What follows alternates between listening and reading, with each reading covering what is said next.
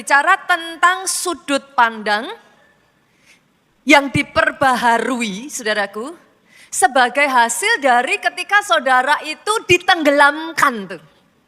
You are fully immersed, minggu lalu kan kita belajar itu.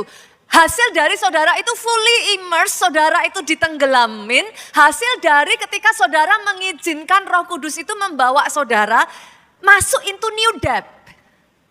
Kedalaman yang baru. Saya akan membawa ke sana, saudara. Hari ini kita lanjutkan lebih dulu ya. Kita lihat Yeskiel pasalnya yang ke-47. Kalau minggu lalu kita baca ayat 5, Pak. Hari ini saya mau bawa saudara lanjutin tuh. Dari ayat 5 sampai ayat yang ke-9. Mari kita akan melihat, saudaraku, apa pesan di balik ayat ini. Saya akan mulai dari ayat 5 sampai ayat 6 lebih dulu ya. Nanti saudara kasih tanda, kita akan lanjutkan berikutnya. Sekali lagi ia mengukur 1000 hasta lagi minggu lalu ya saudara. Sekarang air itu sudah jadi sungai tuh. Di mana aku tidak dapat berjalan lagi. Sebab air itu sudah meninggi sehingga orang dapat berenang. Suatu sungai yang tidak dapat diseberangi lagi. Ayat yang ke-6, lalu ia berkata kepadaku, sudahkah engkau lihat, hai anak manusia? Sampai di situ dulu saya bawa saudara memahami ayat ini dulu ya. Hopefully saudara bisa melihat apa yang saya lihat.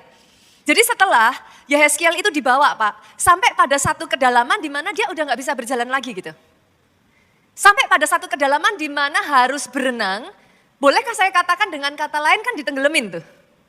Kedalaman di mana emang udah gak bisa jalan gitu saudaraku. Artinya ya emang udah tenggelam kayak gitu. Di titik itulah tiba-tiba Tuhan itu bicara sama Yeskiel Pak. Hai anak manusia, do you see it? Bisakah engkau melihatnya?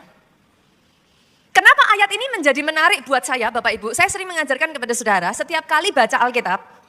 Jangan hanya sekedar baca. Kenapa nanti saudara you lose the jewel. Engkau akan kehilangan keindahan dari ayat demi ayat kalau hanya dibaca doang.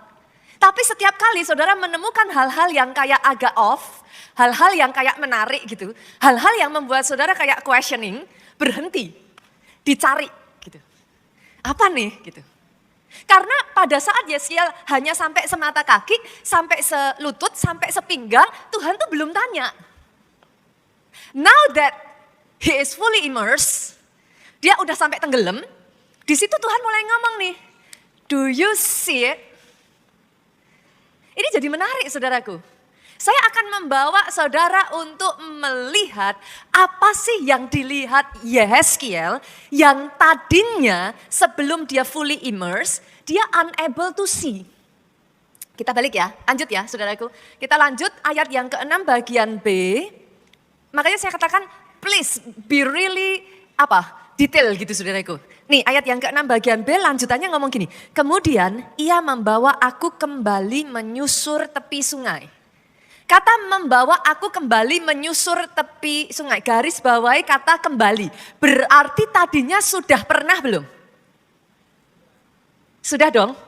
Kalau enggak dia enggak akan bilang kembali.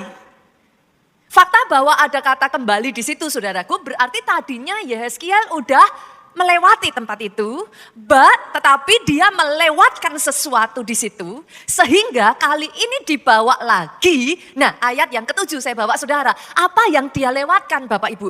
Ayat ke-7 ngomong gini, dalam perjalanan pulang, sungguh, nih saudara, sepanjang tepi sungai itu ada amat banyak pohon.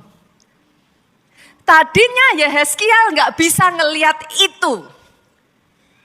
Sampai ayat 7 ngomongnya gimana? Sungguh. Artinya sudah lewat, tapi tadinya nggak lihat begitu gitu. Kali ini lewat lagi setelah dia fully immersed, the same thing, tapi sekarang dia gini, wow, sungguh. Banyak sekali ini pohonnya. Dengar ini saudaraku. Saya itu menemukan di dalam, even in my own life ya Bapak Ibu. Ada sangat banyak kejadian in our life ya. Kadang kita tuh gak bisa ngelihat gitu. The vision is there, tapi somehow kita tuh gelap gitu.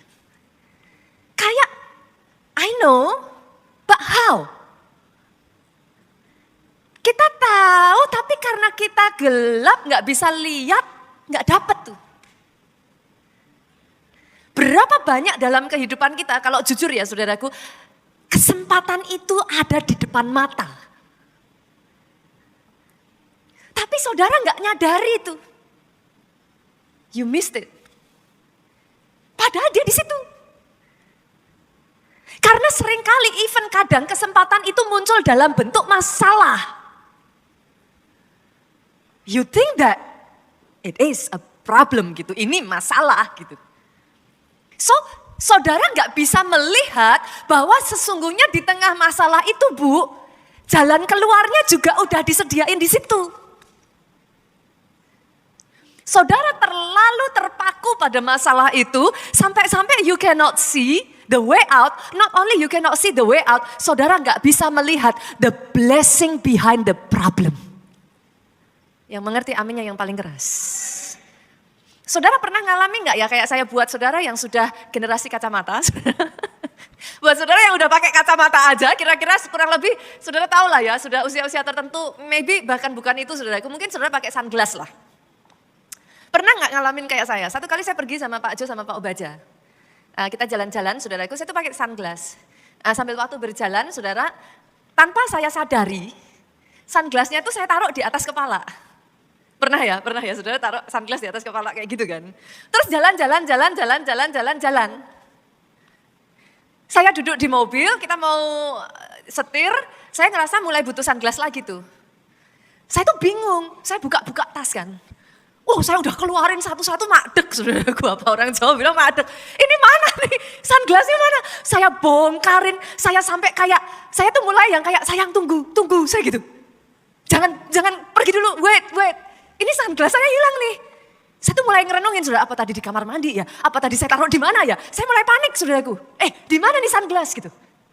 Sampai akhirnya karena saya cuma ngomong tunggu, saya nggak bilang sama Pak Jo dan Pak Obaja yang hilang apa. Mereka tanya, kamu cari apa gitu? Saya bilang, sunglassku hilang, saya bilang. Apa? Balik lagi yuk, balik lagi. Tadi mungkin saya taruh di mana, kamar mandi atau ketinggalan di mana. Aduh, padahal itu sunglass yang saya suka, saudara. Anehnya, di luar dugaan saya, mereka senyum. Loh, saya mikir ini nggak pengertian banget sih. Orang udah panik kok ini malah berdua senyum. Lah itu di kepala kamu itu apa?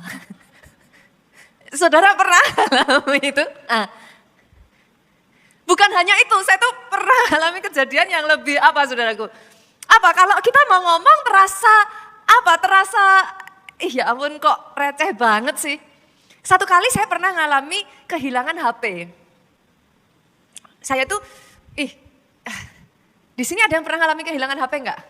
Itu, waduh, deknya sampai, karena kita simpan banyak hal semua di situ, saudara. Jadi kayak kehilangan satu HP itu berasa yang kayak, ada gitu kan.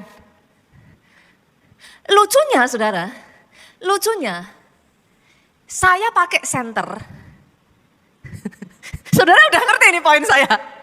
Saya pakai senter, nyari ini tuh HP di mana-mana, saudara. Di mana HP saya? Hanya untuk mendapati bahwa senter yang saya pakai untuk nyari HP saya adalah HP saya. Saya tahu it can sound, ini bisa terdengar kayak kok bodoh banget gitu kan. Tapi berapa banyak itu yang terjadi dalam kehidupan kita ketika engkau belum ditenggelamkan, fully immersed in the Holy Spirit. Hal yang sama yang di depan mata yang harusnya engkau lihat, engkau tidak bisa melihatnya. Dengar saya baik-baik saudaraku. Ini poin yang sangat penting. Ternyata saudaraku, faktor kedalaman bersama dengan Roh Kudus, faktor new depth ini Pak, pengaruhnya sangat besar sekali terhadap POV-mu. Saya ulang. Faktor kedalamanmu, selama bulan Mei ini kita berbicara tentang new depth. Ketika engkau masuk dalam kedalaman yang beda bersama dengan Roh Kudus, POV-mu, the way you see things all around you, Change a lot. Berubah total. Satu kali Pak ada kisah dari seorang CEO, seorang pengusaha di Amerika, saudaraku. Dia juga seorang penulis buku, namanya adalah Michael Hyatt. Sebelum dia sukses, saudaraku, dia mengalami satu momen di mana dia itu drop, dia hancur, dia burn out. Tahun 2000 jadi tahun yang paling suram dalam kehidupannya. Dia ada di titik yang keluarganya mengalami konflik besar.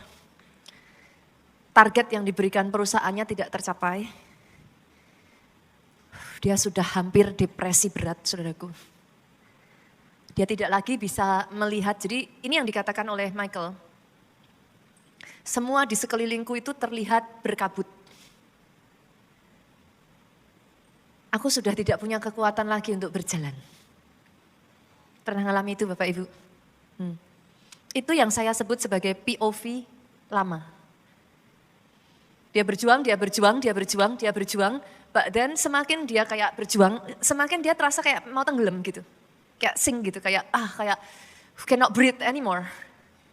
Sampai puji Tuhan karena dia anak Tuhan, saudaraku, dia mengambil keputusan, dia menarik diri selama 3 hari sampai 4 hari, dia mengosongkan jadwalnya.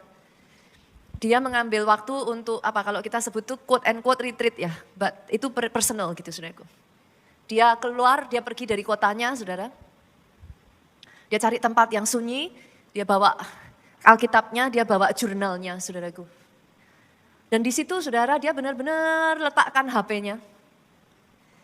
Saudara akan takjub dengan betapa ya saudaraku, meletakkan HP 1 hari saja itu it can bring a big impact in your life. Try, coba saudara. It can bring a huge impact. Dia letakkan HP-nya saudaraku di kamar itu, dia sendirian, dia hanya setel lagu rohani dan di sana dia hanya berbaring, dia mengizinkan dirinya soak, berendam saudara. Dia mengizinkan dirinya menangis sejadi-jadinya. Dia mengizinkan dirinya berteriak, mengucapkan semua yang ada di dalam hatinya kepada Tuhan. Hari berlalu, hari berikutnya saudaraku not much happen. Dia hanya terdiam, dia setel suara yang menggemakan ayat demi ayat Alkitab saudara. Hari berikutnya berlalu saudaraku dan tiba-tiba something happen. Yang tadinya dia sudah berbeban berat, yang tadinya dia sudah don't know what to do gitu. Tapi pada saat dia soak up, dia berendam di dalam hadirat Tuhan. Idea upon idea, itu tiba-tiba muncul saudaraku. Tiba-tiba yang tadinya begitu berkabut, dia bisa melihat setitik cahaya terang.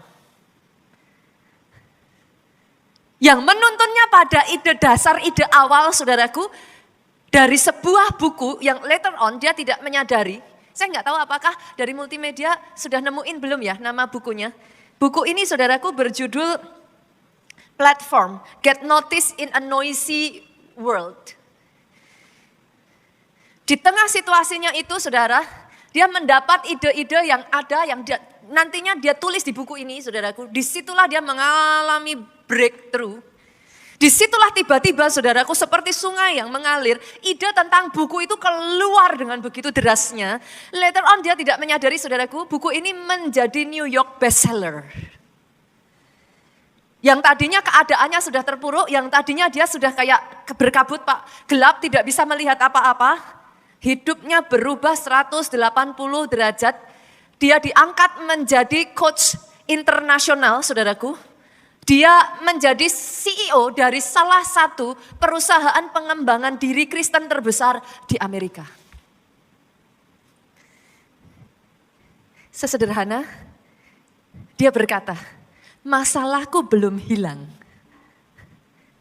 Tapi POV-ku berubah. Perubahan POV itu bukannya menghilangkan masalah, tetapi membuatnya melihat masalah menjadi mahkota. Aminnya boleh yang paling keras. Tepuk tangannya boleh yang paling meriah buat Yesus Tuhan kita. Hari ini saudaraku saya sengaja menutup bulan Mei ini. New Depth in the Holy Spirit. Dengan satu pesan firman. Yuk get a new POV. Jangan jadi orang Kristen hanya semata kaki, di pinggiran saja. Jangan jadi orang Kristen KTP. Izinkan Roh Kudus membawamu sampai fully immersed Bapak Ibu. I know it's not a nice place. I know kadangkala itu bisa membuat you feel like kayak you are not in control. And because of it, you feel kayak it's not safe place gitu. Ini bukan tempat yang aman. Tapi minggu lalu kita belajar, bukankah dia Tuhan yang selalu membawa engkau keluar dari zona nyaman? Bukan karena dia jahat, tapi dia yang paling tahu potensi terbaik dalam hidupmu. Lebih dari siapapun di sekelilingmu.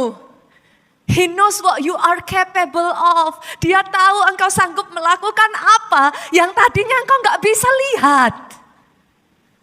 And come on, izinkan saya mengatakan ini. Atas hidupmu, atas hidupmu, atas hidupmu, atas hidupmu. DNA kebesaran itu dia taruh dalam hidupmu. Engkau tidak bisa kecil lagi. Kepengen aja gak bisa. Karena engkau ditentukan jadi besar. Hari ini, izinkan Roh Kudus membawa engkau sama seperti Yeskiel. Jangan tahan.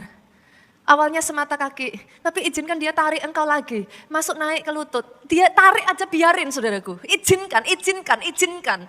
Pastor tapi berat, iya. Siapa juga yang bilang ketika engkau masuk sampai ke lutut, ke pinggang sampai ke dada saudara. Saya tanya, apakah di sana gelombangnya airnya lebih ringan?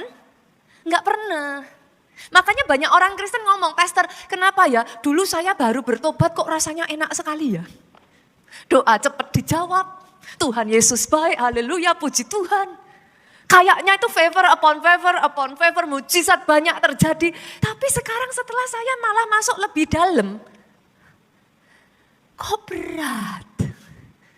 Kok malah begini jadinya? Pernah dengar orang ngomong seperti itu? Now you know the reason. Jangan bilang gak tahu. Now you know. Tapi tahu kalau itu lebih berat, izinkan dia. Karena dia ingin membawa saudara melihat sesuatu. Seperti Yeskiel, lihat saudaraku. Saya lanjutkan ya. Multimedia balik lagi yuk. Ayatnya tadi. Yeskiel 47. Ayatnya yang ke-8. Ia berkata kepadaku, sungai ini mengalir menuju wilayah timur. Menurun ke arah Yordan, bermuara di Laut Asin. Laut Asin yang mengandung banyak garam. Lihat ini saudaraku, dan air itu menjadi tawar.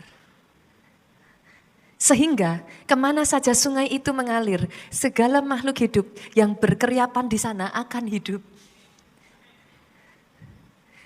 Itu yang Tuhan mau kerjakan atas hidupmu saudaraku. Itu yang mau dia kerjakan. Let him. Jangan berhenti setengah jalan. Jangan berhenti hanya sampai ke pinggang. Engkau mungkin sudah melewati itu tapi you cannot see before. Lihat ayat 9, sehingga kemana saja air mengalir, segala makhluk hidup berkeriapan di sana akan hidup. Bukan hanya itu, ikan-ikan akan menjadi sangat banyak. Sebab kemana saja air itu sampai, air laut di situ menjadi tawar. Dan kemana saja sungai itu mengalir, semuanya di sana hidup. Jadi atas hidupmu. Oh, blaspheming. Bukan tanpa masalah loh. Jangan lagi bilang, boleh gak sih Bapak Ibu? Jangan basi ya, jangan lagi bilang kayak gini. Kenapa Tuhan izinkan? Gitu.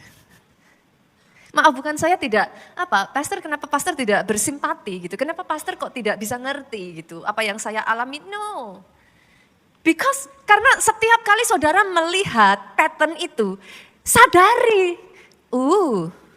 Apa nih? Justru yang kau katakan bukan kenapa Tuhan izinkan. Engkau bisa berkata, berkat baru apa yang Tuhan mau berikan atas hidupku. POV-nya harus berubah. Hal yang sama yang tadinya kau lihat jadi masalah, sekarang kau bisa melihat ada berkat di balik masalah itu. Boleh ya Bapak Ibu ya? Jangan terus-menerus ngomong kenapa Tuhan izinkan, Tuhan jahat, Tuhan gak sayang saya lagi. Engkau bukan anak gampangan. Engkau dilatih. Sama seperti minggu lalu kau jadi Raja Wali yang bisa terbang tinggi. Bukan hanya sekedar anak ayam, Saudara pernah lihat kan, saya tuh sampai ketawa terpingkal-pingkal saudaraku. Pernah satu kali saudaraku anak ayam yang tidak pernah belajar makan, yang setiap kali cuman dikasih induknya apa cacing. Satu percobaan lucu dilakukan saudaraku, anak ayam itu ditaruh di tanah, cacingnya lewat, dia cuman gini, tapi itu cacing pergi. Dia marah, dia jengkel, Ada di sini yang mau jadi orang Kristen kayak begitu? Senggol kiri kanan. Orang Kristen seperti apa kau mau jadi? Kayak gitu? Orang Kristen yang menyadari janjinya ya dan amin. Iblisnya mau menghalangi. Tapi kan tanganmu dilatih berperang. Jarimu dilatih bertempur. Engkau cukup kuat kok menghadapinya. Engkau bukan anak manja. Dikit-dikit nangis, dikit-dikit mundur, dikit-dikit kapok. Engkau anak-anak Tuhan yang tangguh. Dan keluar jadi lebih dari pemenang. Oke, sampai di sini Bapak Ibu sudah nangkep ya, pentingnya saudara itu being fully immersed. Dari situ POV-mu berubah. Jadi fully immersed itu punya peranan sangat besar sekali untuk POV kita bisa berubah. Pertanyaannya lagi saudaraku, apakah hanya itu saja? Ternyata enggak saudaraku. When you are fully immersed, saudara ketika satu barang itu saudara masukkan penuh, katakan jangan inilah, apa? Ibu-ibu di rumah, punya spon kan? Nyuci piring? Oke. Saudara masukkan spon itu ke dalam air, apa yang akan terjadi? Semua air itu akan diserap ke dalam rongga-rongga yang kosong. Dari spon itu, kalau diperbesar tampilannya saudaraku, kelihatannya sponnya masih sama. Betul? Tapi begitu di zoom, saudara akan melihat sekarang sudah enggak sama lagi. Di dalam spon itu, dia sudah cover dengan air. Yang mengerti aminnya yang paling keras? Oke. Apa yang terjadi saudaraku ketika saudara mengizinkan dirimu fully immersed? Ketika engkau ditenggelamkan, ketika engkau penuh dengan Roh Kudus, dengan kata lain, air itu menguasai spon ini. Betul? Bolehkah saya katakan? Dengan kata lain, spon ini sekarang tidak lagi dirinya. Yang kaku jadi lembut. Betul ya? Nah, apa yang terjadi ketika itu dialami dalam kehidupan kita? Dengar ini Bapak Ibu. Satu persatu indera rohanimu mulai diaktifkan. Karena tadinya kering. Sebelum engkau kepenuhan, yang aktif itu adalah indera jasmani. Tapi when you let the Holy Spirit fill you, engkau tuh di fully immersed, itu satu persatu tuh nyala tuh. Indera apa? Yang pertama penglihatan tadi, POV itu. POV dirubah saudara. Now you see differently. Saya kasih contoh lagi ya, Filipi 3 yuk. Filipi 3 ayatnya yang ke-7 sampai 9. Multimedia boleh bantu? Ini kata-katanya Rasul Paulus saudara, tetapi apa yang dahulu merupakan keuntungan bagiku, sekarang kuanggap rugi karena Kristus. Ini orang yang POV-nya udah berubah tuh kayak gini saudara. Tadinya rugi, sekarang untung. Dimarahin, diinjak-injak, saudara diam, saudara ngalah, tadinya rugi. Tadinya bodoh, sekarang untung. Bisa ngelihat saudaraku? Ibadah 2 jam hari Minggu yang harusnya bisa tidur, tadinya rugi, sekarang untung. Rasul Paulus bahkan membawa ayat ini masuk lebih ngeri lagi saudara. Dia bilang, malahan segala sesuatu yang kuanggap rugi.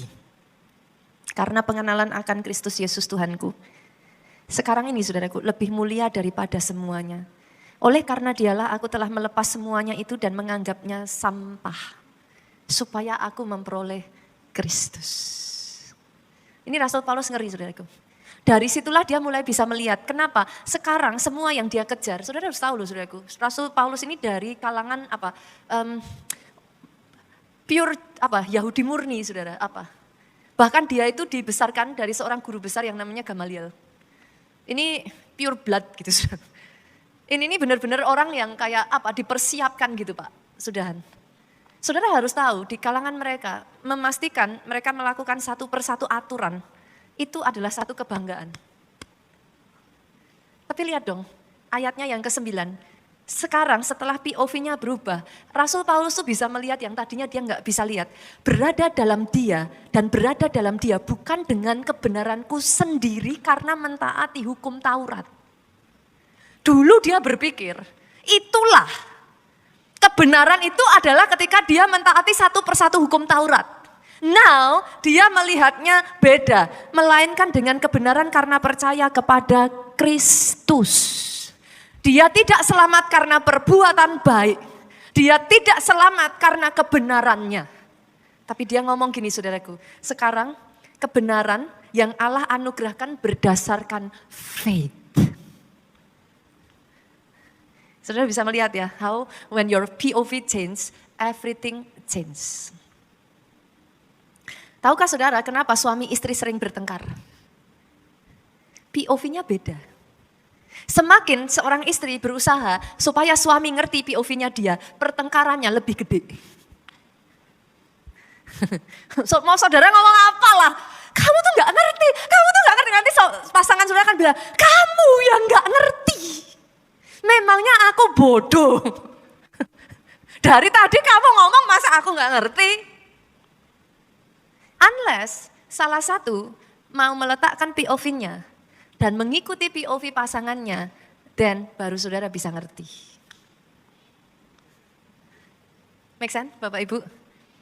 Hanya ketika kau kepenuhan Roh Kudus, POV itu dikuasai sehingga sekarang you see it differently.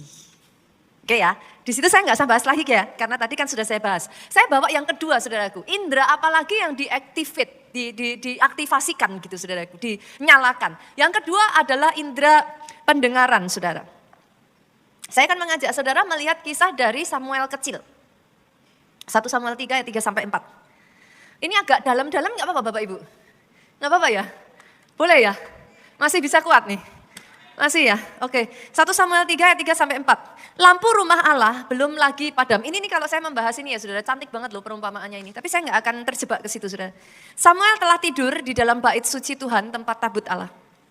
Ayat 4, lalu Tuhan memanggil Samuel, Samuel, dan ia menjawab, ya Bapak. Seperti yang saya selalu katakan kepada saudara, kalau melihat sesuatu, stop dulu saudara, highlight yang menarik. Beberapa pelajaran bisa saudara tarik dari ayat ini. Salah satunya yang pertama saudaraku, Tuhan berbicara, tapi uniknya gini, yang ada ini Samuel kan tidur di bait suci ya saudara. Alkitab mencatat tadi ayat yang ketiga, dia tidur di bait suci. Yang tidur di sana bukan cuma Samuel Bu, ada Imam Eli, ada anak-anaknya Imam Eli. Dan ada yang lain-lain di sana. Ini nih, cantik banget saudara. Ayat yang ketiga mengatakan lampu rumah Allah belum lagi padam. Makanya saya selalu ngomong, kalau baca Alkitab saudaraku, semua yang ada di Alkitab, even angka pun punya arti. Scholars, penafsir-penafsir Alkitab, menyatakan ayat 3 ini cantik sekali saudaraku. Kenapa? Kenapa harus disebut lampu rumah Allah belum lagi padam? Jadi saudara masih ingat ayatnya ya? Pelita, mesbah itu nggak boleh dibiarkan padam, harus dijaga supaya tetap menyala. Nah, kalau di sini dikatakan lampu rumah Allah belum lagi padam, artinya ini posisinya itu tengah malam, saudaraku.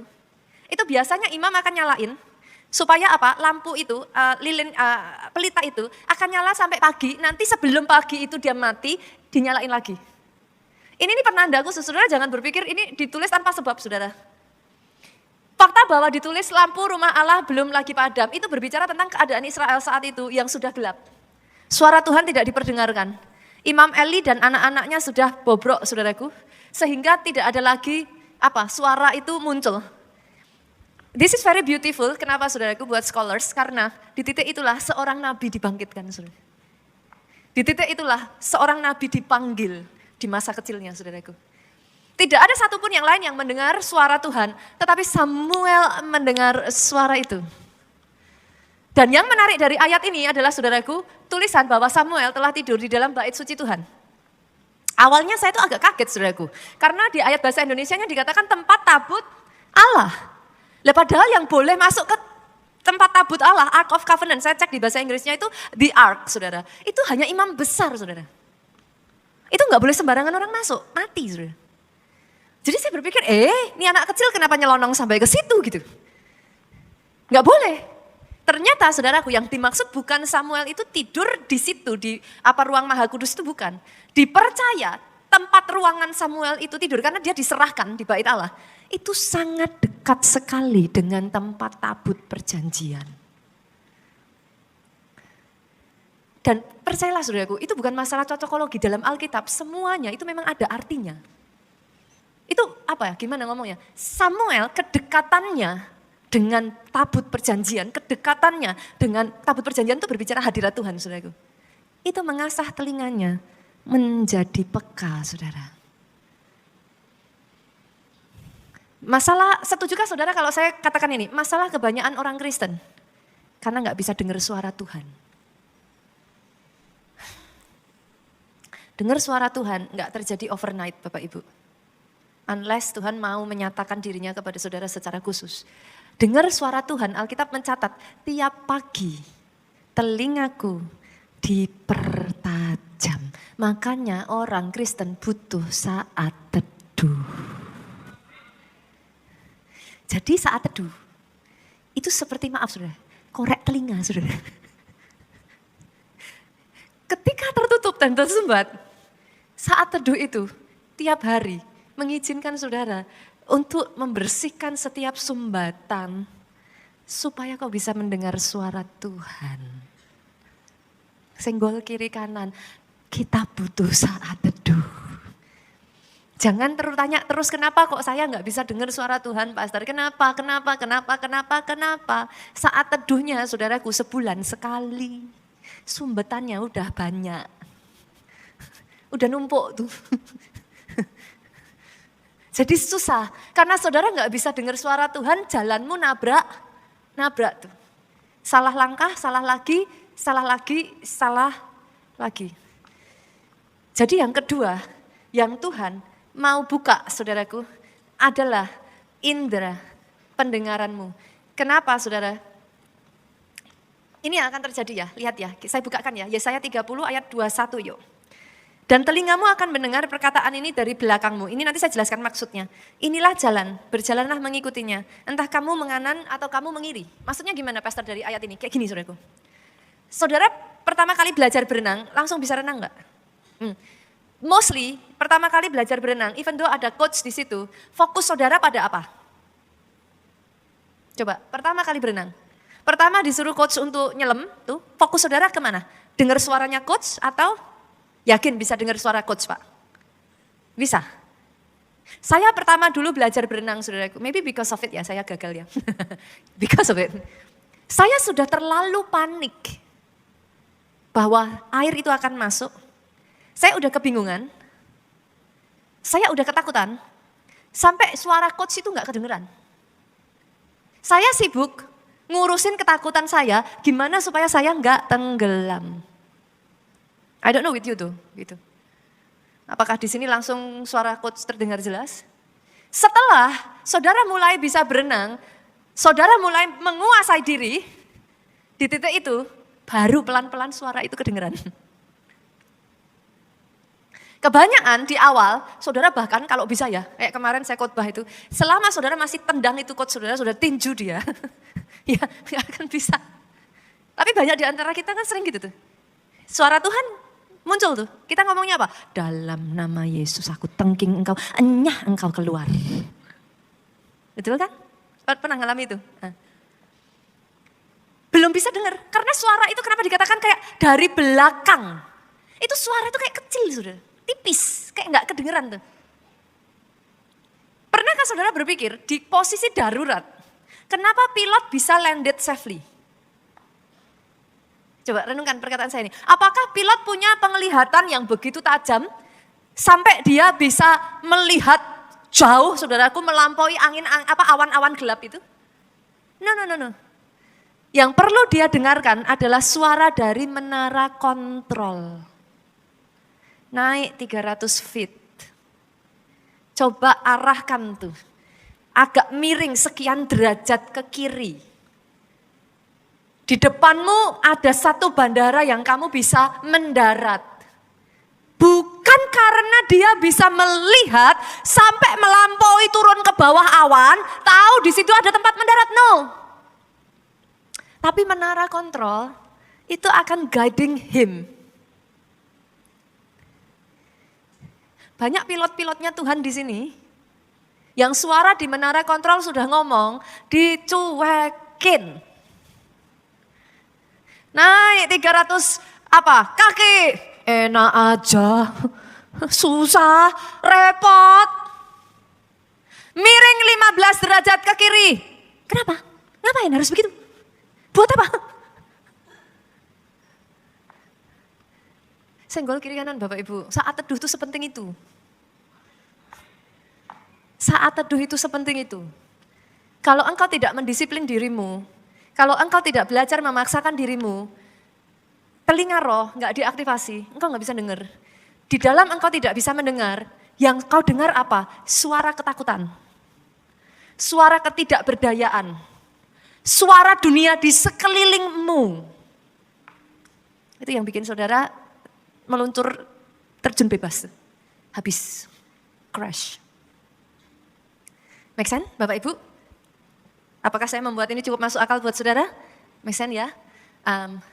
Senggol kiri kanan. Saat teduh beneran ya. Di sini saudara bilang amin, amin, amin, pulang nanti molor lagi saudaraku, tidur lagi gitu, bantal lebih nyaman pastor. Tapi sepenting itu, seriously sepenting itu saudaraku.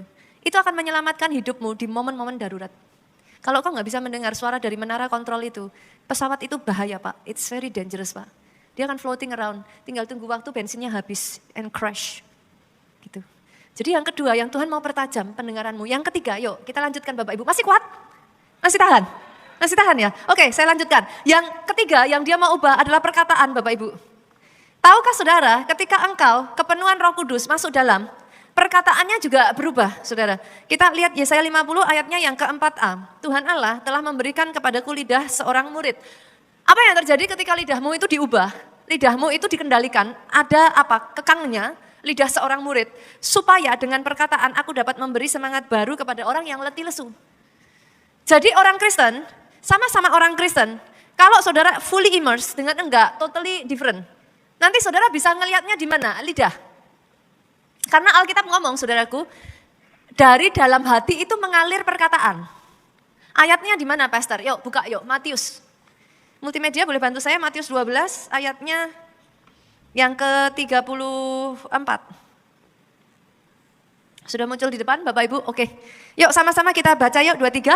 Hai kamu, keturunan ular bedudak, bagaimanakah kamu dapat mengucapkan hal-hal baik sedangkan kamu sendiri jahat? Ini poin utamanya. 23. Karena yang diucapkan mulut meluap dari hati.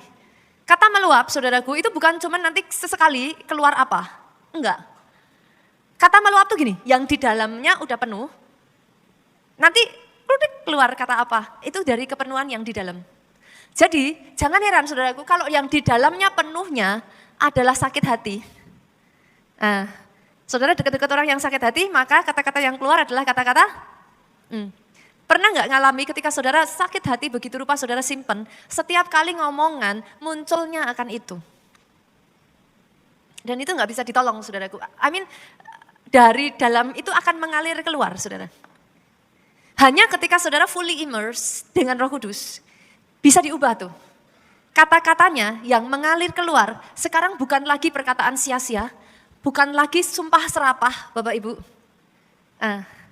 Kata-katanya yang mengalir keluar sudah berbeda.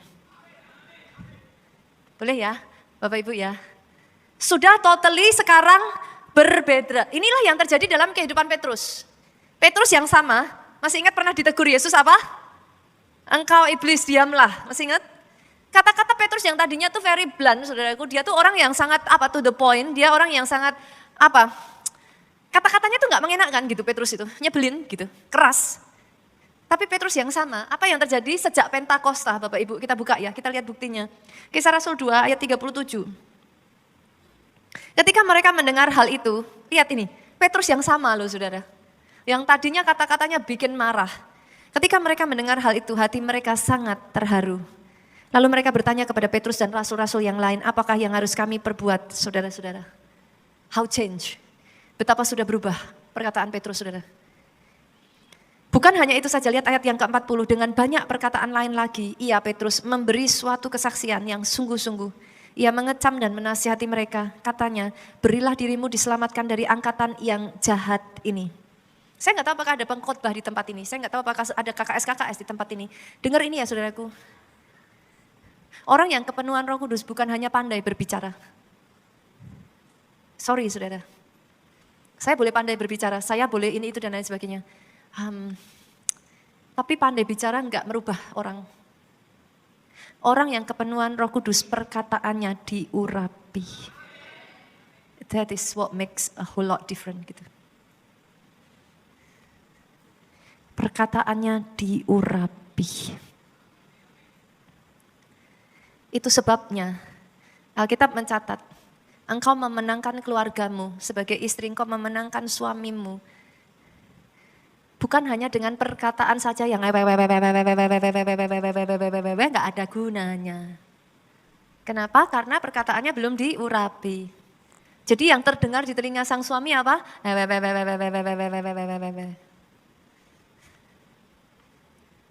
Tapi tindakannya toh, jangan cuma ngomong saja.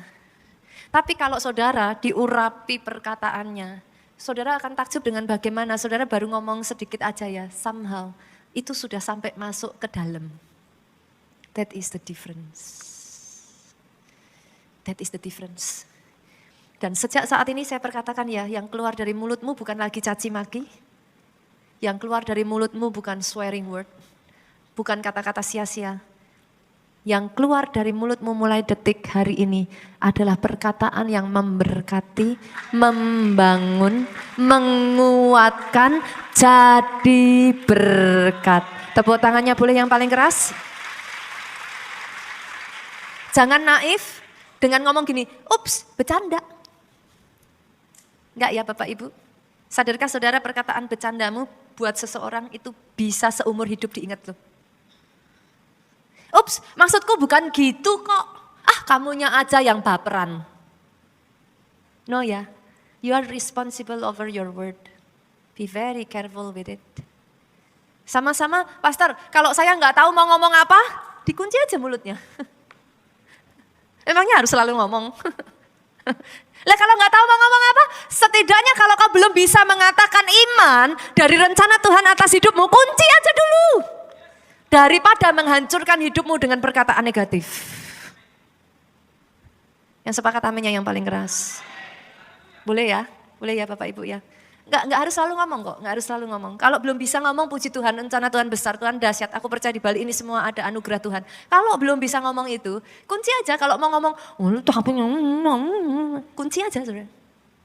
Oke, yang terakhir ya, yang keempat. Yang terakhir saudaraku. Penciuman. Nah, penciuman ini saudara dipengaruhi oleh sensitivitas sensor syaraf di area hidung saudaraku. Oke, syaraf di area hidung kita ini memiliki manusia sekitar 5 sampai 6 juta sensor. Nah, apa yang membuat berbeda? Kalau saudara melihat anjing pelacak itu sensor reseptor baunya itu mencapai 300 juta saudara. Mencapai 300 juta. Dia bisa membau sampai sekitar 50 km jarak jauh tuh. Ngeri ya saudaraku. Itu bisa sampai 2-3 hari tuh. Bau yang saudara bahkan udah gak ada tuh anjing pelacak itu bisa detect itu saudara. Nah, kalau saudara sudah terbiasa peka, fully immersed tuh. Ini nih, saya gak tahu saudara pernah ngalami gak? Saudara tuh kayak bisa mencium, mengerti hal-hal yang orang lain enggak ngerti itu. Ibu-ibu, saya katakan ini kepada saudara. Fungsi yang nomor 4 ini besar sekali dalam rumah tangga. I experience it a lot. Dulu saya berpikir saya aneh Bapak Ibu. Ketika saya ngomong orang lain tuh masih yang apa sih? Gak ada apa-apa kok gitu. Suami saya tuh sampai ngomong sama saya, pernah satu kali saudaraku, tengah malam, saya tuh dibangunin sama Tuhan, saya pernah cerita kok sama saudara. Saya dibangunin sama Tuhan, tengah malam jam-jam 12-an lah. Out of nowhere, nothing at all.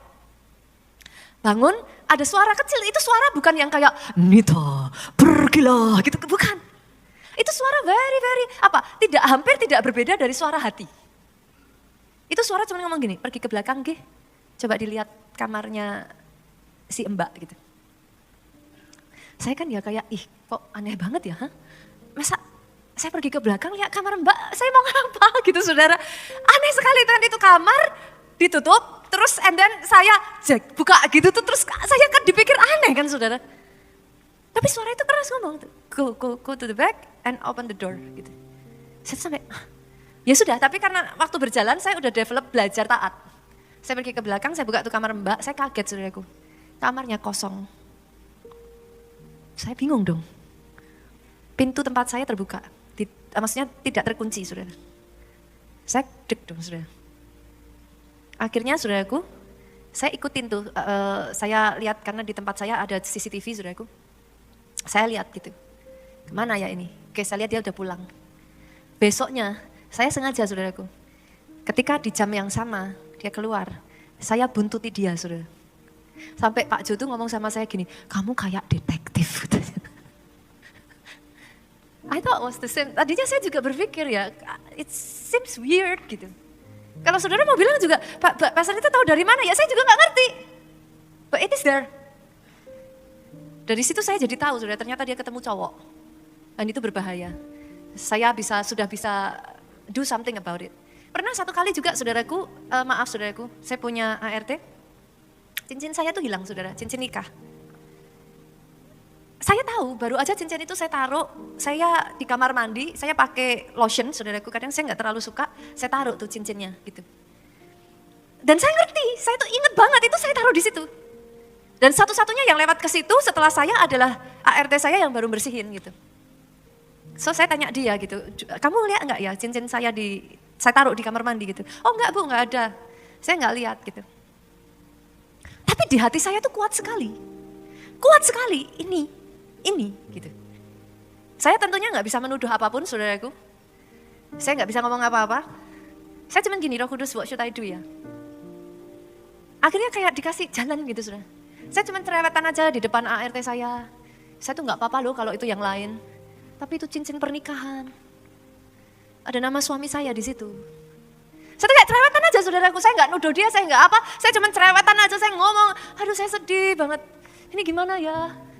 Ini padahal cincin ini benar-benar cincin pernikahan. Saya ngoceh. Terus tiba-tiba kayak Roh Kudus kasih saya hikmat, saudara. Coba dong kamu ambil vakum. Kamu vakumin. Coba kamu potong itu vakum, kantongnya. Mana tahu ada di dalam. Jadi saya nggak nuduh dia, saya kasih dia way out, saudaraku. Saya kasih dia jalan keluar. Saya nggak tahu apakah ketika saya ngomong seperti ini terlalu vulgar buat saudara, tapi hopefully saya menceritakan ini tidak salah ya saudaraku. So that you know, in our little, di dalam setiap langkah-langkah kecil, ketika kau berjalan dengan Roh Kudus, itu bisa sampai segitunya. Coba sobek itu kantong vakum, pasti ada di dalam situ. Saya tahu sih nggak mungkin masuk saudaraku di dalam vacuum cleaner, I know. But I just give her a way out gitu. Dan benar saudaraku, dia ngomong, betul ibu, betul ketemu di dalam vakum. Puji Tuhan, saya bilang, thank you. Waktu berjalan saudaraku, saya cari cara dengan baik, ya everything ended well lah gitu. Segala sesuatu itu ada cara Tuhan yang tidak perlu selalu dengan marah-marah dan berakhir hubungan rusak Bapak Ibu. Gitu. Ketika saudara belajar untuk mengikuti petunjuk Roh Kudus. Ada hal-hal itu, contoh lagi saya pernah cerita kepada saudara bagaimana saya disuruh sama dokternya anak saya Jen datang hari Rabu, saudaraku. Tapi di hari Sabtu tuh saya udah feeling gak enak. Nggak bocor, nggak rembes, nggak apa, tapi I feel bad gitu. Saya merasa ada something. Jadi saya tahu saya akan dimarahi karena dokternya udah mau liburan, saudaraku. Saya tahu dokternya udah pesen kamu ya, awas ya, jangan datang sebelum hari Rabu. Pokoknya hari Rabu, titik, kata dia. So I know, even Pak Jo juga waktu itu ngomong, nanti kamu dimarahin loh gitu, I know. Tapi hati saya nggak enak, kalau nggak ada apa-apa, saya bilang sama Pak Jo, kalau nggak ada apa-apa ya sudah. Tapi kalau ada apa-apa, aku nggak mau nyesel. Akhirnya betul saudaraku, hari itu saya datang, dokternya marah-marah, marah-marah sambil periksa, tuh bagus kan, kata dia. Puji Tuhan dok, saya gitu. Sampai di satu titik dia bilang, kamu nggak rembes, kata dia. Anak sudah 2 loh dok, masa nggak tahu kalau rembes, saya bilang. Jadi ternyata plasenta anak saya ini menyedot air ketubannya. Itu dokternya sampai minta maaf sama saya, saudaraku. Sampai detik hari ini. Sampai dia masih minta maaf, saudara. Itu kalau saya datang hari Rabu, dia bilang, saya nggak akan jumpa anak saya. Hari itu saya langsung masuk, saya langsung dipasangin alat. Saya langsung diusahakan untuk saya bisa lahiran secara normal lebih dulu, saudaraku. Ended up saya harus disesar karena tidak bisa. Kalau itu tidak dilakukan, kalau hari itu saya tidak datang, maka maybe hari ini saudara nggak bisa lihat jin kecil. Anak itu tidak akan ada bersama kita. So, in case saudara berpikir, you think that, udahlah jadi orang Kristen gak usah rohani-rohani amat, pastor. Jadi orang Kristen itu udahlah, ya yang penting saya ke gereja hari Minggu aja lah, pastor, udah enough gitu. Pastor mau apa sih, gak usah yang sampai nanti jadi aneh, pastor. Justru ketika engkau mempertajam, engkau soak up, engkau fully immerse, engkau jadi bisa mendengar yang engkau tidak bisa dengar sebelumnya. Sama seperti Elisa, waktu Naaman terima pemberian, Gehazi terima pemberian dari Naaman. Alkitab tuh mencatat loh, bukankah hatiku mengikuti engkau? Itu ngeri loh saudara, sampai di level tertentu bisa sampai kayak begitu loh. Saya pernah berjumpa dengan orang-orang tertentu yang bercerita kepada saya, saudara. Ada satu hamba Tuhan yang dia kenal, itu up to the level ya saudara. Saudara duduk di sini, dia duduk di beberapa meja di sana. Orangnya itu bisa gini, kamu sebut meja yang mana? Dia bisa dengar perkataan orang ngobrol di meja itu. Up to that point. Dan satu demi satu kehidupan saudara nggak lagi kayak powerless gitu. Saudara nggak lagi bingung, saudara nggak lagi yang kayak ketakutan, saudara nggak lagi, because now you can see differently. Now you can hear langkah-langkahnya, ada tuntunannya. Now you can speak differently and you can smell it differently. Saat ada orang yang berniat jahat sama saudara udah bisa mencium duluan, saudara udah yang kayak, oke, sama yang ini saya harus bersikap gimana gitu. Kadang bahkan orang bersikap baik sama saudara pun saudara sudah tahu nih, mana yang perlu secukupnya, jaraknya hanya dijaga sampai segini, mana yang saudara bisa bawa lebih lanjut kayak gitu. Not because the person is bad gitu. Kadangkala jarak itu menentukan, hal-hal seperti itu tidak akan saudara bisa dapat kalau penciuman saudara nggak tajam. Akhirnya salah lagi, keceklong lagi, jatuh lagi gitu kan.